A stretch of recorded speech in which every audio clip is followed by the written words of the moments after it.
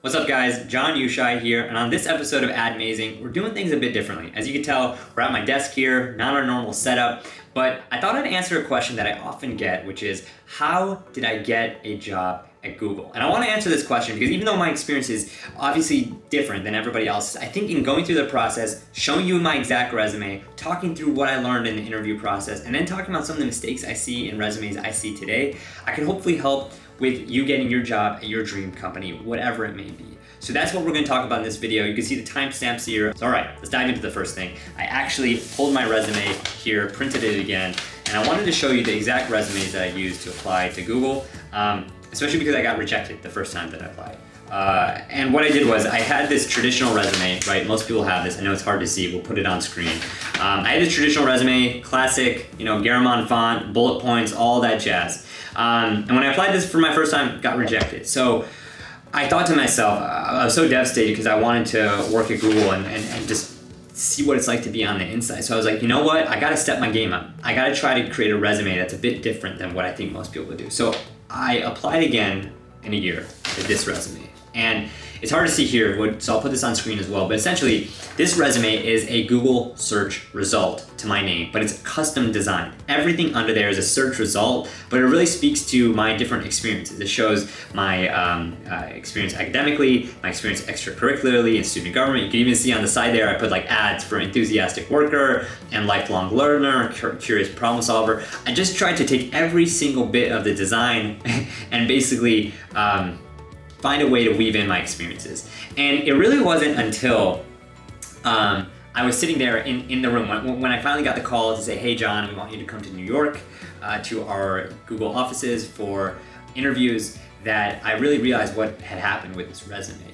And I remember sitting there in the line of chairs. It was me and all the other candidates, and in front of us was the head recruiter, and behind her were like all the other full-time employees and people who were about to interview us. And as the full-time recruiter was talking, kind of in the background, I could see this piece of paper just shuffling from one employee, one interviewer to the next. And as I got a closer look, I realized I saw some of those images on the page. I was like, that looks very familiar. And I saw that it was actually my Google search result resume that they were passing around and just smiling and nodding their heads. And when I had my first interview that day, like half an hour after that info opening session, the guy sat me down, put this piece of paper on the table and said, I've never seen a resume like this in all my years at Google.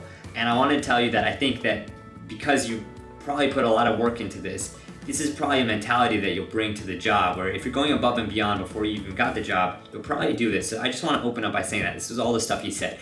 And I was so taken aback because I was expecting to be grilled, and make no mistake about it, after that he totally grilled me with a bunch of questions that I had to prep for. But just that opening gave me so much confidence and just put my nerves away and just helped set the table. And later that day, I just got compliments from other recruiters who had seen, and other interviewers who had seen this creative Google search style resume. And I think it taught me a really important lesson that I used whenever I applied to other companies afterwards. And I saw people do this as well. I'll share a few other examples, but the lesson here is, if a company asks you to do one thing, whether it's submit a resume, submit a cover letter, ask yourself how you could go above and beyond and do something that speaks to them. It could be taking your experiences and putting it in a Google style resume for Google, though a lot of people have done that now. It could be what my friend Alice Lee did, which is create an entire website back in 2012 when she was applying to Instagram pre-acquisition to show all of her interests in photography and her skills that she could bring to the table. She ultimately got contacted back by the founders of Instagram. The timing didn't work out because they were pre-acquisition and about to sell, but it's pretty cool that she heard from them nonetheless. There's a lot of other creative resume examples that I'll put up on screen here so you can check out. But the point is, if you want to get the attention of the people at the company, think about how you could use the company's products to tell your story in a more unique way. This was my take on it. You probably will have your own take, but if you're applying with just a resume and a cover letter, know that everybody else is doing the same thing. And if you want to stick out, thinking ahead of the curve earlier will help pay dividends later. So that's the first tip. That's my resume and my tip there. And the thing that I want to talk about next is the actual experience on the job. What happened at Google and how did my career trajectory there change because of one little thing I didn't realize I did in college 2 years before. And When I ultimately got to the job at Google, I was part of this program, this internship program called the APMM program, the Associate Product Marketing Manager program. And what's really cool about this program is that you get put into this pool of other people who also got in, and you each get placed on a different Google product. So Google owns Gmail. I had a buddy who was a APMM intern on Gmail. I had a buddy who went to the ad side, and I got placed on YouTube, which is also owned by Google. And when I found out later as to why I was placed there, my boss told me that it was because I had been uploading videos on YouTube in college when I was running for student government. And I didn't realize that he saw this rap video that I made. Sit back, relax, and watch him bust a rhyme. How about a dude by the name of Jonathan Youshaei? Working hard for this class, doing things for you. Now let me roll the tapes back and show you how we do. It's still on YouTube today. And it was basically this rap video of me running for student government.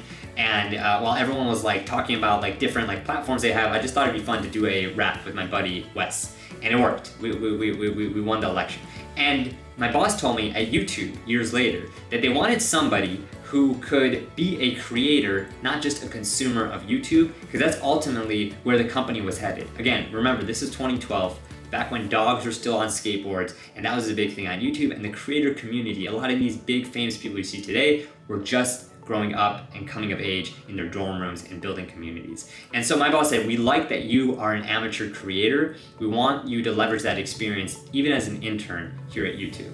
So that just goes to show the same thinking that went into my resume of like, I want to know the Google product so well that I could put my story inside its user interface, was the same thinking, even though I didn't know it, that helped me land on YouTube. Because I was using their product in a way that most people didn't. Most people consume YouTube, right? They watch YouTube. But how many people do you know who actively produce, right? And the question I'd ask you there for your dream company is, do you actively use their product, right? Do you have feedback on ways to improve their product, right? Do you have empathy with their end user? Because especially if you're trying to go into marketing, how can you market a product that you've never used before, right? I come across so many people that have read the company mission statement, they know people at the company, that's all great. But if you're not using the product, and I don't care, there's no excuses here. If it's a B2B product, get a free trial. Try to find some way to get in touch and use the product before you apply, before you get on the job, because I promise you the insights and empathy you have will be so much better if you do. And I think I didn't realize it then, but I realize it now, and I always try to use the product especially from a producer angle if I'm working on a video platform, which I did at YouTube and now I am on Instagram, to just get to know all the different things that we could do to improve it. So that's a little bit about my experience and how it got shaped there, and how I think it could help if you guys are applying or even on the job at this point at a company that you've really wanted to work for. And the third and final point I want to make is that I see so many mistakes that people make on resumes today. And I think these mistakes can be easily avoided, and they also, to be honest, just limit your potential, and they make it so that who you see on paper is not who you are in person. And I know how frustrating that could be. And so I wanted to share these 5 mistakes that I often see people make on their resume so you could avoid them. And the first tip to avoid these mistakes is to always quantify your impact. Guys, it's not just enough to talk in words of what you've done, of what you've experienced, or what you've accomplished. You've got to put it in numbers, because not everybody has walked that same path and knows exactly what you've done. So let me make this super clear and give you a few examples. Example number 1. Let's say the bullet point on your resume reads as follows: managed a budget to plan large-scale events for students, right? I actually had this line on my resume. I was in student government, did events for students. Great. Okay. That is so much weaker than if the line on the bullet point in my resume read as follows: manage $12,000 budget to plan large-scale events for 2,500 students. Again, obviously this has to be true, but you see how those numbers just make your impact much more understandable to somebody who has no clue what you've gone through before, which is often the case when people are looking at your resume, right? Another example. Okay, let's say you're a writer. You're trying to apply for a job in journalism. Okay, and a line on your resume is this: wrote articles on entrepreneurship and technology. Fantastic.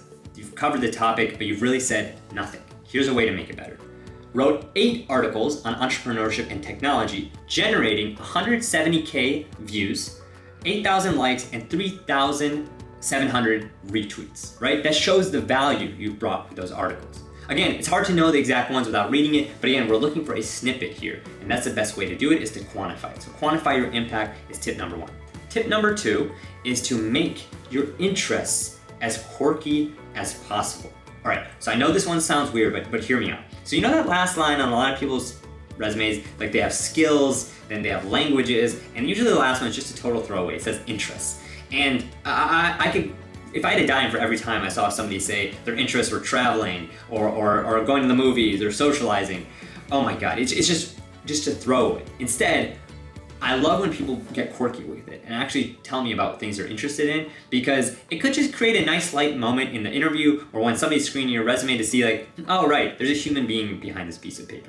I can relate with them. I can maybe work with them. Again, it's not gonna get you through the door 100%, and it's not gonna be the thing that people are like, oh, I really like the fact that they put Settlers of Catan on their resume interest line, which I've seen done, but it could create for a fun moment. So some of the best ones I've seen, Settlers of Catan, somebody put on their interest, Quentin Tarantino films, Lego Star Wars collection. Just think about the level of specificity there and how you could think about your interests. I bet you have a lot of specific interests. Just put them in there instead of the boring ones like traveling and movies. Like everyone says that, everyone's interested in. How can you just bring something more human to the table in terms of your interests? So that's tip number 2. Tip number 3 when it comes to making your resume better. And guys, this one blows my mind. I cannot tell you how many people don't show the competition. So the tip here is show the competition. And I'm gonna explain what I mean by this. So let's say you've done something impressive. You won some competition, some contest, but the fact of the matter is most people probably don't know about that contest unless it's like you got a Rhodes Scholarship or something like that, which if you did, God bless you, probably don't have to watch this video. I should probably get advice from you. But if you won a competition, let's say I'm making up this competition, but for the sake of this, I think it'll help. So let's say you won Granny Smith University's innovation competition, right? You put that as a line in your resume, you're super proud of it. But when a recruiter reads that, they have no clue what you're talking about. I'll promise you that. Unless you show the competition. The way you could do that is by saying this. Won $10,000 for Granny Smith's University Innovation Competition, parentheses, 800 entrepreneurs competed. Right? So 1, you're quantifying the impact, you won that money, how much money was it? And 2, you're showing that 800 people went for that spot that you were going for, but you beat them out, right? Again, don't leave your potential on the table. Quantify and show the competition. Again, it's not quite the impact, it's showing how many other people went for it.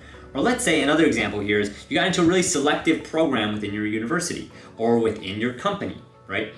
Talk about the admission rate or how few people are in that program. So let's say, again, going with this theme of apples, I don't know why I went with this, but just feeling, maybe I was eating an apple at the time. So let's say in your resume, you say, accepted into the Johnny Appleseed Management Program.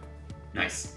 But it's so much better, so much stronger if you say, accepted into Johnny Appleseed's Management Program, parentheses, 9% admin rate, Granny Smith University, the university again, selects only 50 students per year. So now we've learned more about how hard it was to get into the program you got into, right? Show the competition. Show them how many people were gunning for the same thing that you got, so it stands out that much more when you have to put it on paper in your resume. Tip number 4, ask an employee for feedback. I am totally aware of the fact that people don't know employees at a lot of the companies they're applying to, but maybe you can meet them at an info session, alumni outreach, or a cold message. I'm actually planning to put together another video on how to craft a cold message. I got a great email from a kid I'd never met before, but I was so impressed with his cold email that I responded and tried to help him out with the job applications. But essentially, if you find somebody who you could reach out to, here's a template that I wanted to provide for you to send to them. Just fill in the blank. So, dear person, put in there. I saw you worked at company X, and I was really excited to apply for position Y there. I know you're super busy. Again, that's such a key line. Acknowledge their busyness. So many people overlook this. They take their help for granted. Don't ever do that. Just acknowledge, I know you're super busy, but I was wondering if you could spare 2 minutes to share any feedback on my resume or hop on the phone if you have a moment, ? Even a quick gut reaction would mean a lot. If not, no worries. Give them an easy out. Sincerely, and then sign your name, right? If you send that message, 2 things could happen. Well, 3 things could happen. They could ignore it, right? But you gotta shoot your shot, right? The 2 other things that could happen is 1, they respond. And I've seen people respond. I did this when I was applying for jobs. Like people would respond and say, hey, actually, we value this, or like think about how you could switch up your resume to include some of our company values, our mission statement. The other thing that could happen is that actually they take an interest in you. And not just because they're purely altruistic, though a lot of people are good-hearted and they want to pay forward a lot of the help that they got in their careers. But also, a lot of these companies have referral programs where they get paid if they find good candidates and refer them, right? So now it becomes a win-win. If they look over your resume, think you have a lot of potential, which if you're following these tips, you're going in above and beyond, there's a good chance that could happen. Then they're much more likely to refer you, even though you ask for feedback. Because that thought process is going on in the minds of a lot of full-time people. I'm telling you, hiring is one of the hardest things. Finding good people when you're at a company is a very hard thing. And if you show the chutzpah to reach out cold and then ask for feedback, but really it's a subconscious way to show them your resume, and if they take interest, they take interest. If they don't, they don't, and they move on. But that could be another way to get your foot in the door at a company. So again, ask an employee for feedback before submitting. And tip number 5 is to associate yourself with big brands, even if you've never directly worked for one. So many people who want to work at a company like Google or Microsoft have never worked at that style of company before. And they always tell me, well, I haven't worked at that company, so I can't break in. And while it's true, it's hard to break in many respects, I always ask the person, like let's say you worked at a creative agency that many people may not have heard of. Were any clients in your portfolio that you worked on Fortune 500 companies? And I had a friend who actually did some work for Coca-Cola through her agency. And the campaign was public and she could talk about it. So she put Coca-Cola on her resume, so it just added another brand to show the credibility of that agency. Same thing if you're at a startup. Don't just mention the name of the startup. Show that you've been backed by reputable and noteworthy VC firms that people know about if they don't know about the name of your startup. Again, associate yourself and your work with big brands, even if it's indirect. And of course, it still has to be true. But there's a lot of those associations that I find that people miss that you shouldn't if you're putting yourself on paper in the form of the resume. So those are the 5 tips to avoid those 5 common mistakes. That's a little bit about my experience at Google, how I applied, my experience on the job. I could share more about that. I could do a whole nother video about things I learned there as well as later on in my career. So let me know what you guys thought about this video. I know it's totally different, but given that we always talk about marketing and advertising on the Admazing channel here, I thought it'd be helpful to talk about my career in the field and how I broke through in case many of you guys are trying to do the same. As always, make sure to hit that button to subscribe if you haven't done so already and ring that notification bell so you don't miss another episode. And if you're already subscribed, then make sure you check out our next video or check out our previous videos. What am I talking about? Check out our previous videos by clicking that button and checking out the video that YouTube helped me pick out just for you. And again, thank you so much guys for all the support. I love reading every single one of your comments. I've tried to reply to all of them, and I love this community that we're building here. So thank you, and I'll see you next time.